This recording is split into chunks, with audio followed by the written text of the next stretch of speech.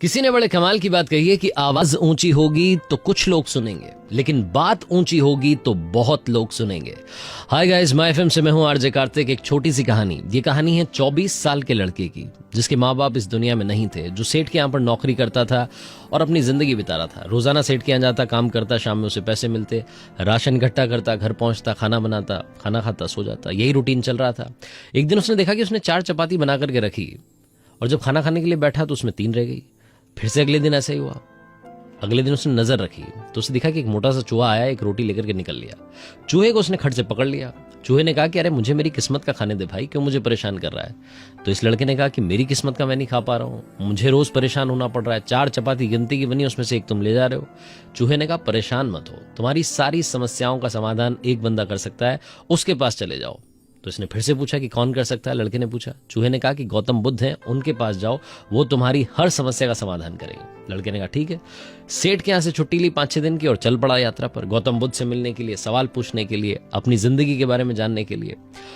तो रास्ता बड़ा लंबा था, रात हो गई। कहाँ रुके तो एक हवेली दिखाई दी, उसमें पहुंचा, शरण ली। तो हवेली की जो मालकिन थी उसने पूछा कि बेटा कहाँ जा रहे हो। लड़के ने कहा कि गौतम बुद्ध से मिलने जा रहा हूं, मेरा एक सवाल है, उनसे पूछना है। तो हवेली की मालकिन ने कहा कि एक सवाल हमारा भी है, वो भी पूछ लेना। लड़के ने कहा बताओ आपका सवाल। तो मालकिन ने कहा मेरी बेटी है 20 साल की, वो बोल नहीं पा रही है, 20 साल की हो गई है लेकिन उसकी आवाज नहीं निकलती है, एक बार उनसे पूछना है कि ये कब बोलेगी। लड़के ने कहा ठीक है जी, आपका सवाल पूछ लेंगे। अगले दिन सवेरे फिर से लड़का निकल पड़ा यात्रा पर। ऊंचे ऊंचे पहाड़ आ गए, बर्फ वाले। अब उसे लग रहा था कि पहाड़ कैसे पार करूंगा। तभी उसे उन पहाड़ों पर एक जादूगर तपस्या करता हुआ दिखाई दिया। जादूगर के पास गया, जाकर के बोला कि आप मुझे यहाँ से निकलने का रास्ता बताइए, मुझे गौतम बुद्ध से मिलने जाना है। तो जादूगर ने कहा कि रे यार बढ़िया जगह जा रहे हो, उनसे मेरा एक सवाल पूछ लेना। तो उस लड़के ने कहा कि बताओ आपका सवाल क्या है। जादूगर ने कहा कि गौतम बुद्ध से पूछना कि मैं 1000 साल से अपनी उम्र को कंट्रोल करके यहाँ बैठा हूं, तपस्या कर रहा हूं, लेकिन मैं स्वर्ग नहीं जा पा रहा हूं, मैं स्वर्ग कैसे जाऊंगा। लड़के ने कहा ठीक है, आपका सवाल पूछ लेंगे। जादूगर ने खटाक से छड़ी घुमाई, लड़के को पहाड़ पार करवा दिया। पहाड़ पार किया तो बड़ा सा मैदान था और उसके आगे एक बड़ी सी नदी थी। नदी कैसे पार करें, लड़के के लिए समस्या थी। तभी उसे एक मोटा सा बड़ा सा कछुआ दिखाई दिया। कछुए से मदद मांगी, कछुए ने अपनी पीठ पर इसको बैठाया, नदी पार करा दी। जैसे ये नदी के उस तरफ उतरा तो इससे पूछा कि कहाँ जा रहे हो। लड़के ने कहा गौतम बुद्ध से मिलने जा रहा हूँ। कछुए ने कहा एक सवाल मेरा है, अगर पूछ लो। लड़के ने कहा 2 सवाल तो आ गए, आपका भी बता दो। तो कछुए ने कहा कि उनसे पूछना कि मैं 500 साल से इसी नदी में हूँ, लेकिन ड्रैगन नहीं बन पा रहा हूँ, कैसे बन सकता हूँ ड्रैगन। लड़के ने कहा ठीक है। लड़का पहुंचा, गौतम बुद्ध आश्रम में थे, वहां जाकर के बैठा। गौतम बुद्ध ने अपने भक्तों से कहा कि हर कोई चाहे तो मुझसे सवाल पूछ सकता है, लेकिन सिर्फ 3 सवालों के ही जवाब दूंगा। अब लड़के के सामने समस्या आ गई। 3 नहीं, उसके पास में 4 सवाल थे। एक तो खुद का था, दूसरा हवेली की मालकिन का था, तीसरा जादूगर का था, चौथा कछुए का था। लड़के ने सोचा कि किसका सवाल ड्रॉप करूं। फिर उसको लगा कि कछुए का कर नहीं सकता, 500 साल से नदी में, जादूगर का भी नहीं कर सकता, 1000 साल से तपस्या कर रहा है, और वो लड़की जिसकी उम्र 20 साल है, जो बोल नहीं पा रही है, क्या होगा उसकी जिंदगी का। अभी तो उसे जिंदगी बितानी है, मेरा क्या, मैं तो सेठ के यहाँ नौकरी कर रहा हूं और मेहनत करूंगा। ये सोच करके लड़के ने अपना सवाल ड्रॉप कर दिया। तीनों के सवाल गौतम बुद्ध से पूछे। गौतम बुद्ध ने जवाब दिया। उन्होंने कहा कि कछुए से कहना कि वो जो कवच है उसके ऊपर, उसको उतार दे, जैसे ही कवच उतार देगा ड्रैगन बन जाएगा। फिर जादूगर का सवाल आया तो गौतम बुद्ध ने कहा कि जादूगर से कहना वो छड़ी फेंक दे। वो छड़ी फेंक नहीं रहा है, इसलिए वो स्वर्ग नहीं जा रहा है, वो छड़ी का त्याग नहीं कर रहा है।